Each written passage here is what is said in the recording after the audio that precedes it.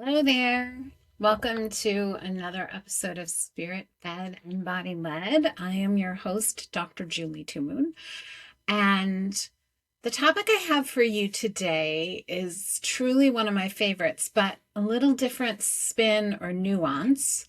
And so we are going to talk about something that is significant if you have autoimmune, if you're a woman going through hormonal changes, if you're a man going through hormonal changes.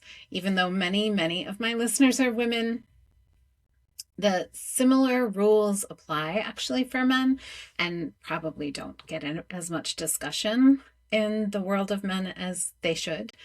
If you have weight gain, if you feel like your metabolism is sluggish, if you have any inflammatory conditions, this is a topic that you're going to want to give attention to, and you're going to want to really take the time to understand its role in your life, in your body, because I can tell you that this topic and the understanding of it can transform your existence.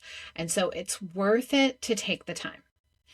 So we're going to talk about dampness, but dampness is associated with oxygenation and how that all ties into cell function and hormones and your own inner alchemy. So get ready, grab a pen and paper, and let's have a real discussion. So oxygenation is kind of self-explanatory, right? How much oxygen is being exchanged at my cells? Do my tissues have sufficient oxygen? Why would we care if there was sufficient oxygen? Well, first off, we're going to care because healthy cells have a high oxygen environment. We're going to care because your enzymes in your body need oxygen to function. We're going to care because the things that grow in a deoxygenated environment are cancer, disrupted cell behavior, disrupted immunity, disrupted detoxification. So if you have a low oxygen environment, it's just a setup for disease. And in Chinese medicine, we talk about this oxygenated environment as being the environment of yang qi, of this vitality of movement. So if you begin to have a deoxygenated environment, you're going to have less internal movement, which means you're going to have less qi available, which means you're going to feel less vital, which means you're going to function less vital. So it's like this domino effect, like as it starts to decline, all these systems go with it. And a lot of times, because our body compensates so effectively for the lack of oxygen or stress of any kind, it will get cloaked that there's this disruption happening. And you can think of how that happens from the image I use is that everything starts in one spot. So let's just think about it that way. When you get stasis, if there's a disruption, if there's inflammation, it started somewhere. So for visual sake, let's just say that the inflammation started in your right wrist. So you've got something happening. There's a deoxygenation happening here in your right wrist for whatever reason. Maybe you bumped it, maybe you got an injury, maybe there was an infection, maybe that's where the lasting effects of a cold you had went. Maybe that's where emotion got stored. There's so many reasons why this could happen, but it starts in the right wrist. So maybe that goes unaddressed. So no shame. Sorry, I'm going to pour myself some tea while I talk. There is no shame in taking something to remedy pain in your life, okay? But for argument's sake, when we take things that suppress pain sensations, it could be that it then sets about this numbed out response in the body. And that means the body stops paying as much attention to the area because it's not getting signals to. And maybe over time that diminishes oxygenation at the area. Now, one would think, well, then it's just going to be my right wrist and I got a whole body that's going to organize itself perfectly.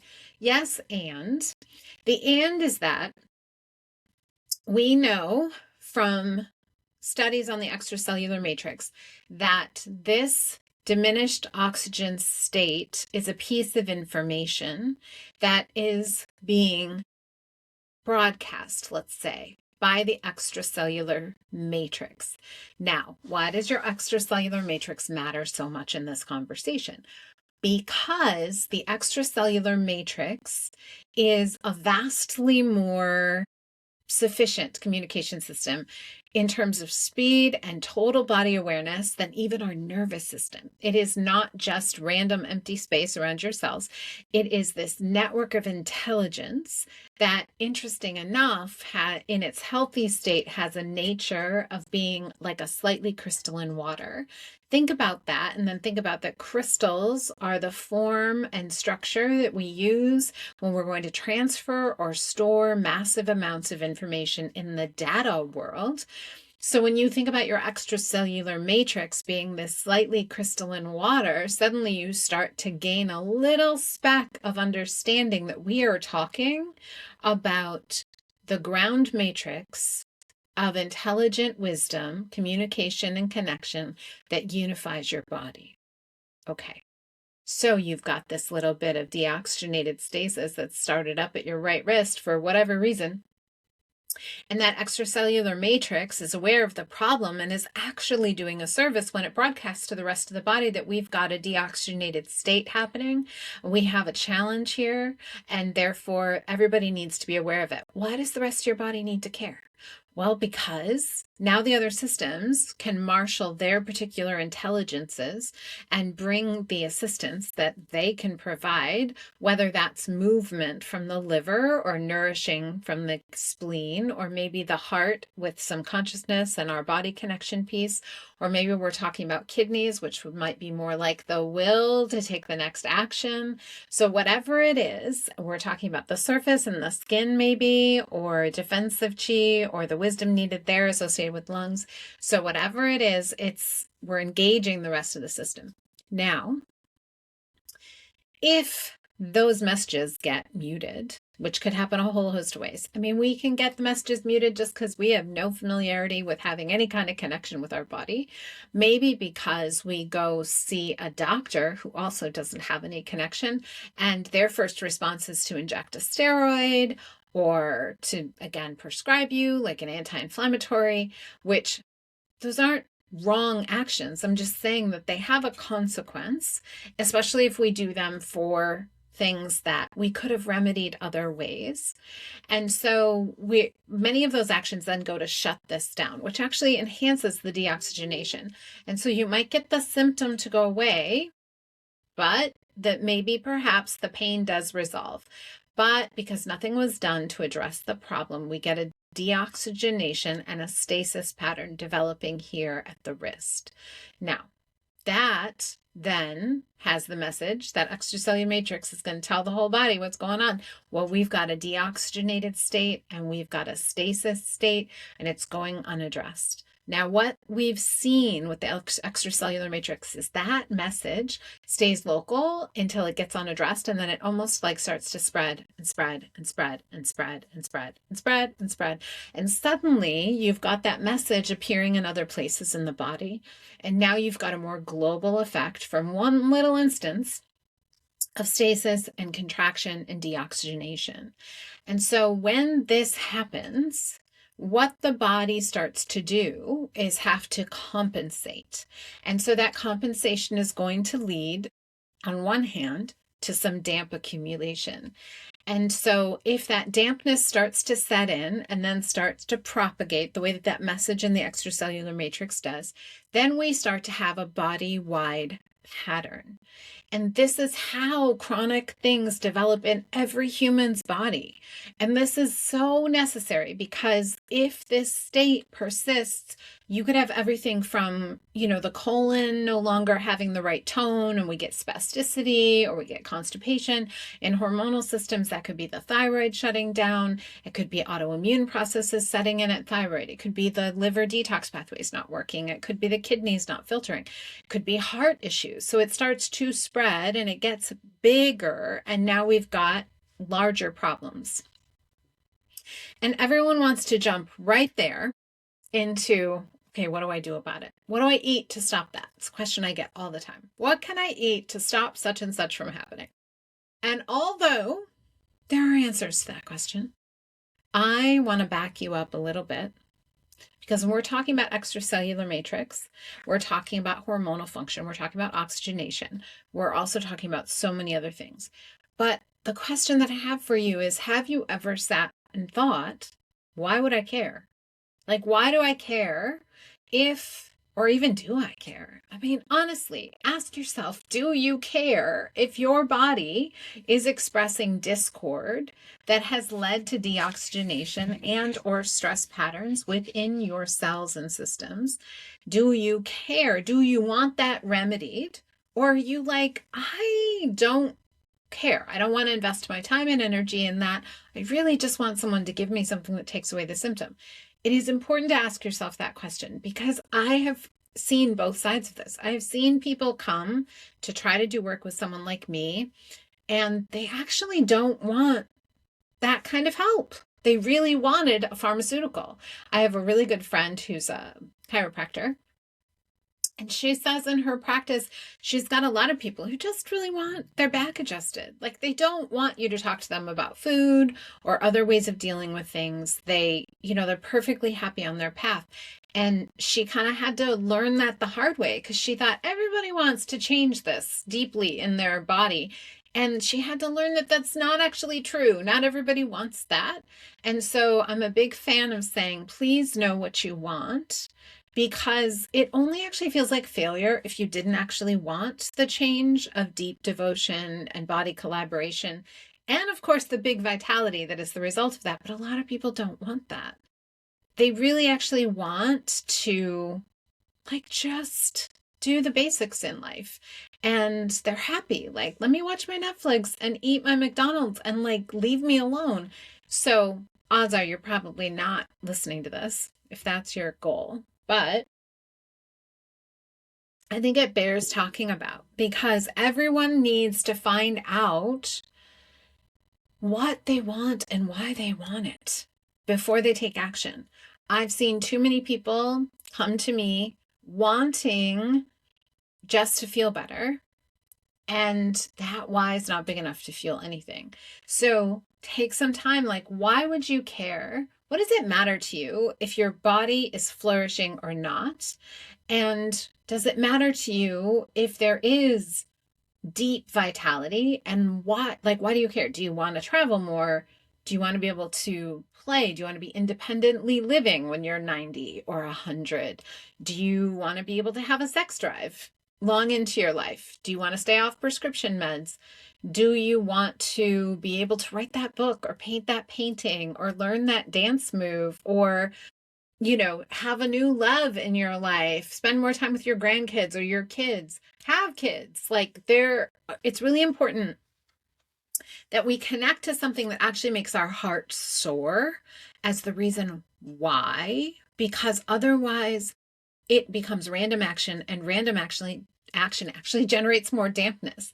So if you're just randomly throwing spaghetti at the wall, I'm going to cut out this food and I'm going to take these 5 supplements and I'm going to and you're listing all the things, but you have no internal why, eventually that will all fall apart. It is the why that will fuel you when life throws a monkey wrench into the plan.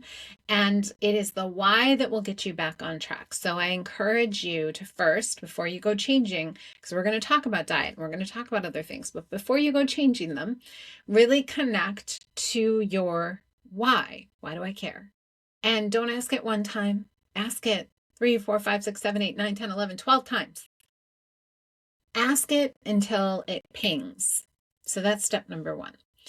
Now, the next thing is once you've landed at a soul level, we need to think about shifting physiology. Now, I just described the how. How does that occur? How do we end up in this decompensated state? And look, for most of us, it literally was this. I once had a patient who we could actually trace the origin of stasis in her body, which ultimately led to a cancer diagnosis, to a head injury she had at 4 years old, because it never did get addressed. The stasis that would have precipitated from that head injury was never addressed. And that little nugget of stasis is capable of kind of perpetuating itself through the body, depending on all the other factors. This takes a million other synchronicities, unfortunate synchronicities, to take place. But that little nugget of stasis was able to transform into a much more global pattern of stasis that actually then led to a vast amount of dampness that then led to tumor development. Is that what's going to happen to everyone?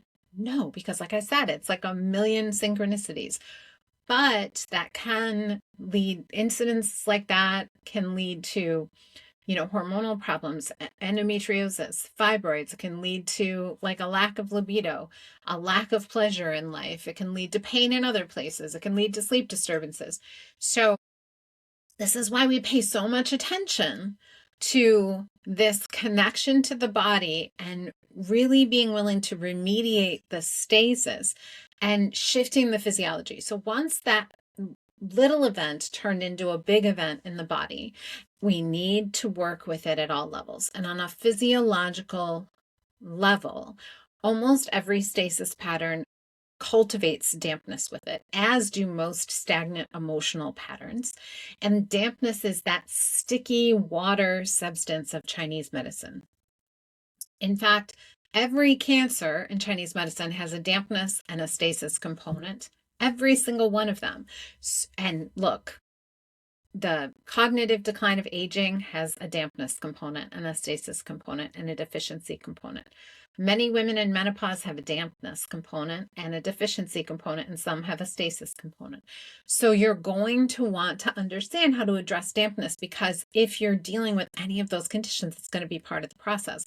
Maybe you even just want to have like glowing skin as you age. Well, guess what? If you have dampness, your skin's going to be kind of like sallow and dry looking, because it's all the moisture of your body keeps getting sequestered in that dampness.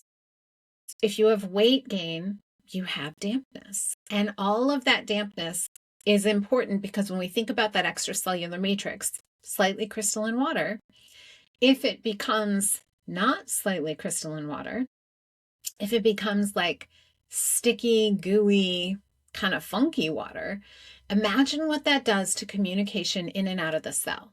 So let's say you are eating like this beautiful, taking these amazing supplements. You went to see the best alternative medicine doc in your area.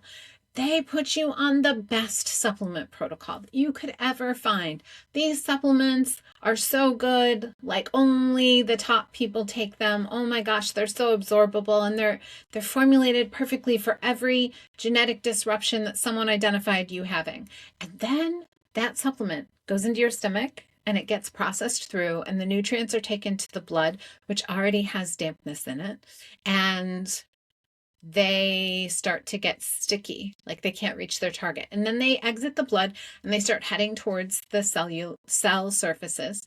And the dampness is in the space around the cells. And like these nutrients, it's like trying to get them through putty to get to the cell. And only a small fraction even make it. So you begin to wonder, oh, is it that deep genetic defect I have? Is it my detox pathways? Am I just one of those people that can't heal? But maybe what that person didn't know is that the dampness, the stickiness in the extracellular matrix is literally acting like a blockade. And now the cells can't get the nutrients, which also means, guess what? The cells can't oxygenate, because it's going to need a lot of those nutrients to have sufficient oxygen exchange. And we know this because hypothyroidism used to be quantified simply by carbon dioxide emitted from the body, which is the exchange of oxygen marker. Am I exchanging sufficient oxygen? If I am, I emit lots of carbon dioxide. If I'm not exchanging sufficient oxygen, the carbon dioxide goes down, which was technically a test for dampness. And so what happens is that there's this whole like backlog, and then guess what? Those nutrients that get backlogged in the extracellular matrix, well, they add to the stickiness and the dampness, and so now I've got a bigger problem. And this keeps going, and the cells get depleted, and they keep doing their workarounds, which means they shift into stress mode, and then we start living in stress mode, and then everyone thinks it's our adrenals, but it really wasn't the adrenals. The adrenals are doing what they're there to do, which is keep you going when you're extremely exhausted, but we keep thinking it's the adrenals. Then guess what? The next well-meaning functional med, alternative med, chiropractor, whatever, starts saying, well, we need to put you on an adrenal protocol because it's your adrenals. And then they put in their whole list of boutique supplements. And they try to boost up your adrenals, and maybe that even works for a little while. But then it's like, oh, why am I showing signs of digestive dysfunction? Or how come I'm gaining some weight? Or why is my sleep disrupted? Or now I've entered perimenopause and everything's going sideways. And it's because we're back to the same root problem. The dampness has never been addressed. And that leads to this stickiness, which can show up as swelling, and it can show up as fat accumulation. It can show up as inflammation. You might have changes in your joints. And here's the thing. The oxygenation diminishes and all other processes diminish. And some people then, try to give someone like, let's do some ozone therapy. Let's do breath work. It's going to increase your oxygenation. It may, and you still have a dampness problem to deal with, because you can't oxygenate what is like boggy around your cells. You actually have to assist in the recognition of that and in the drainage of that. And so this is where I think a lot of people, because I've always seen the people that had already tried everything else and they end up at my door. And half the time I'm trying to just remedy what's happened from the gazillion of remedies and practices that people put people on. Sadly, it has seemed to make it even worse when they, a lot of people, when they're treating adrenals, then want to put people on, high fat diets to help make more hormones, but that adds to the dampness. So depending on the veracity of their digestive system and their spleen health and their stomach chi, they really can't break that down. So now they're actually adding to the dampness, and they may actually lose some weight, but it actually compresses the dampness, which makes it a little more sticky and hard. And I've seen too many people come to me after having really serious consequences of that. And also it explains why we're seeing more and more like cardiovascular disease and people who keep increasing the fat because they already had a lot of dampness. And it's actually almost like getting made harder as they do lose weight, and it's pressed into smaller and smaller spaces, aka that can also be plaquing on the arteries. And so we really, if we take a step back, we start to look at like, oh, well, the cells can't function and there's not enough oxygen, which means my enzymes can't work. And I keep adding to it because people don't realize what this is. And I'm going to tell you, as my background in Chinese medicine, I have a master's in Chinese medicine. I have my naturopathic medical doctor degree. I have worked with incredible Chinese medicine practitioners. And do you know that most of them had no clue how to actually remedy the dampness? Because in my case, I didn't have phlegm, so I didn't have the thick tongue coating. I had dampness. And every time I took the damp releasing herbs, I might get a little more urine output, but I actually got more disrupted, more dysregulated, and it was hard to maintain. And no one could explain to me why. Then they said, okay, well, your blood's deficient, so actually let's tone your blood. And every time I took the blood toning protocols that were standard of the brilliant people who taught me, then my blood didn't tone because my blood was being supported by dampness, because the dampness had come in as an asset, not a hindrance. My body made the dampness as a service, and they kept trying to evict the dampness and tone the blood, and my body was having none of it. It wasn't until a really wise practitioner said, oh, your body doesn't want this done via herbs. It wants it done via connection. And that lit the fuse for me understanding this more. The other facet of that I learned is that the more there's dampness, the more there's like a lack of internal movement. So we have to foster that internal movement. This is where things like Tai Chi and some yoga and Qigong can come in, because it's movement with the purpose of activating the inner dynamic flow of your true Qi, which is one of the only forces that can actually both help steam off the dampness, but also connect you to your body wisdom. And the body wisdom piece is so key here, because what I've seen is that because there's such a deep emotional mental connection with the building of dampness in the body, if we are not body connected, if we keep returning, this was a big habit of mine.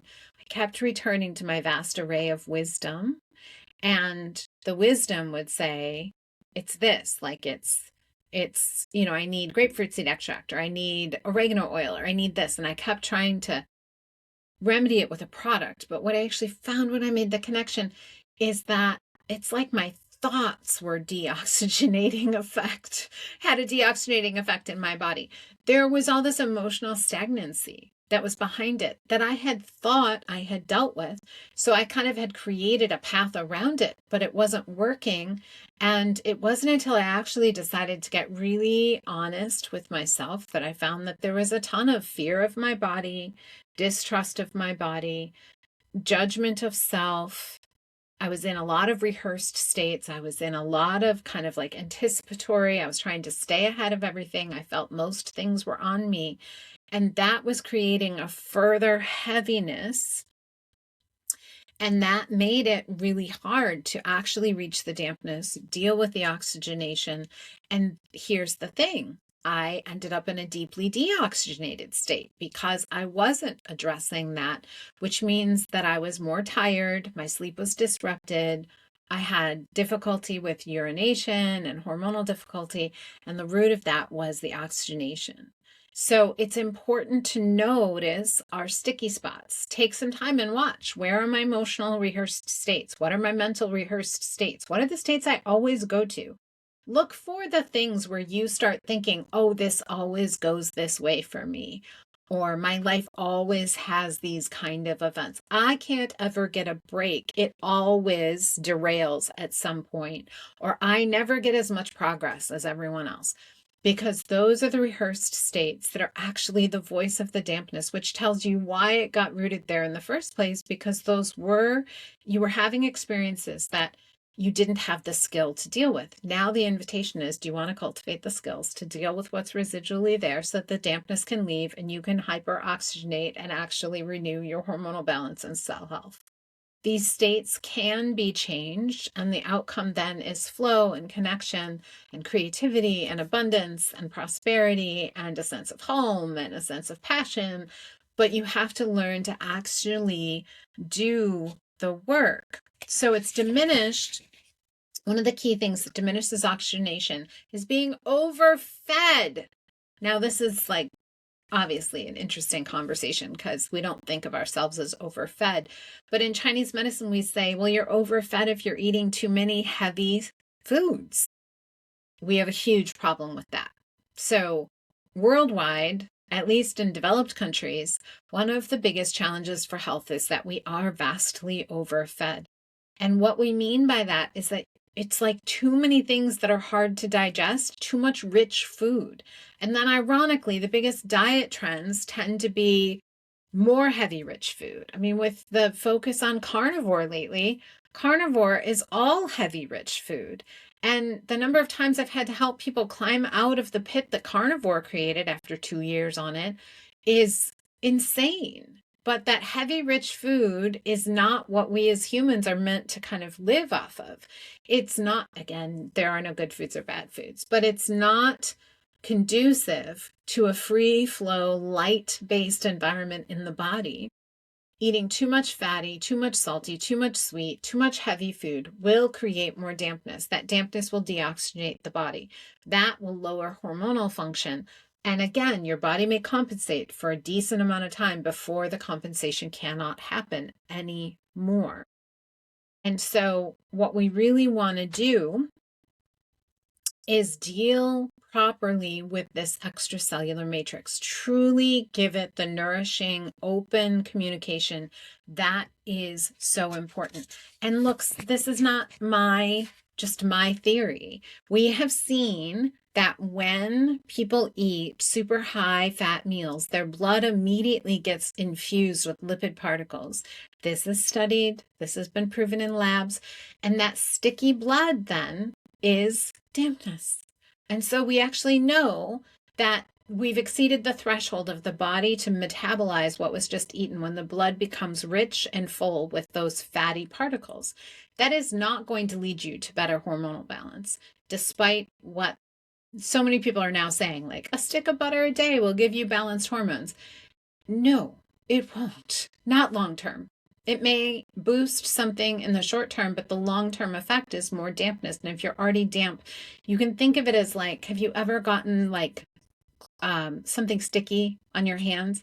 And then like everything you touch, you pick up a little more. It's like, oh, now I've got, fuzz on my hand, and oh, it stuck to that paper and it stuck to the wall. That's what happens with this sticky substance in your body. Things are attracted to it. It's also a perfect environment for organisms and infectious organisms and toxins. And so think about it like you're creating a sticky, toxic sponge that is cloaking the cells and depriving the ability for the oxygen flow. So now I'm deoxygenated. I'm a better environment for toxins and organisms, sticky emotions. And it's no wonder that it throws people so out of balance. Now, how do we remedy that with food? We go to light things. If you are in the healing stage, you're going to go even lighter than you might go in the maintenance phase. But in the healing phase, we are talking about copious amounts of cooked vegetables. And yes, I said cooked because the raw vegetables are cold and more damp evoking. And as much as it, pains people to cut out their salads and smoothies, I have had so much success just having people do that. I've had people say like, wow, all of my sinus congestion cleared when I just cut out the raw foods and the smoothies. Yes, precisely, because it was dampness and you were feeding the dampness. When you stopped feeding the dampness, then your body began to drain it. So copious amounts of cooked non-starchy vegetables. Yes, you can still use some of the starchy vegetables. I'm just giving you the basics. Those cooked vegetables change so much. The other thing is that you want the nourishing foods that have long been used in Chinese medicine to build the spleen and drain dampness. So whole grains, legumes, especially like black legumes, are great for nourishing that kidney. The whole grains like oats, barley, they're great for nourishing the spleen. You want to do minimal fat. You want to do minimal fruit. Too much sweet creates dampness. Remember that. It's not judging the fruit. It's just saying sometimes people lean on that because we really have a sweet addiction, and the sweetness addiction is simply a damp issue. There's dampness there that's kind of encapsulating things that are hard to feel. The sweetness makes the dampness grow, so it kind of mutes it for a while, and then after a while, like, you start to feel that again, and we go back towards the sweet thing, and we're like, stop it. Or we go back towards the salty, fatty thing. Like, it's like, I just couldn't stop myself. I had to get a pizza, or I had to get the nachos. I had to pick up a donut. Those are all just signs that your dampness is speaking.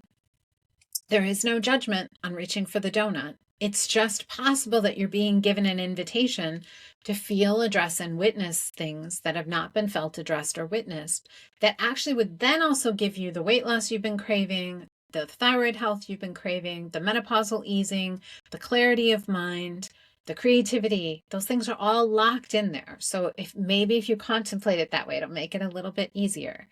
We want to do foods in their natural state, very little oil, and not many nuts and seeds. This is the other kind of tricky spot, is a lot of people glom onto the nuts and seeds as like their replacement. But if you're really damp, that's only going to make things harder to heal. Now, we also want to increase oxygenation in other ways. And I'm going to do that in part 2. I'm going to talk about physical therapies and movement-based therapies and supplement-based therapies that can add to that experience. So you're going to want to subscribe to the podcast so that you get episode 2, and you're going to want to pay attention to when that comes out so you can get the next part. I foundationally am so convinced after decades in practice that shifting this shifts so much. I have seen people have dramatic change in their experience of life just by focusing here. I've also pissed a lot of people off because most people don't want to hear this because it calls them into a different level of awareness. It's hard to hear that some of the suffering we've been experiencing is tied to things that we're unconscious to. But I promise you it's worth paying attention to it, because when you get to solve these problems or challenges, you actually get to come more alive and you start to realize how much freedom is available to you. And look, a little public service announcement. We have a damp-riddled society. Evidence of that is that everyone's so reactionary. Everyone is so determined to defend their position, and there's this rabidness to it, or there's a deep depression associated with the state of the world. I fundamentally believe that if we all spent time cultivating the release of dampness in our bodies and in our lives, we would not only find the solutions to the biggest problems we face, but society would transform because we'd all be clearer vessels for the light of the divine to express itself through our being. Because that's the other thing this damp substance does, is it mutes the expression of your light. You have to work twice as hard to hold that vibration, and it doesn't get seen by as many people because it's cloaked under all those layers, whether you're carrying extra weight or not. I've seen tons of people who are thin as a rail and damp as all can be, but the light doesn't get shown. So if you need another inspiration, maybe that's your why. It's like, I don't want my divine light to be muted by a bunch of funky stuff. I want to be that force of light in the world. This is one of the pathways to making that possible. I look forward to seeing you in part 2. I hope you have a beautiful day. Definitely reach out. This is the work I do. Customized plans. If people want to work with me one-to-one or in Thriving Health, we talk and teach on this in the tribe. We do Qigong for it in the Vitality Collective. Alchemy sessions address this. Also, if you want to just do session by session with me, however you want to approach it, there is a path here that is in honor of the you that is you, that is you, because your brilliance is what we want to see more of, not just a mimicked brilliance of someone else in the world. Have a beautiful day. Take care.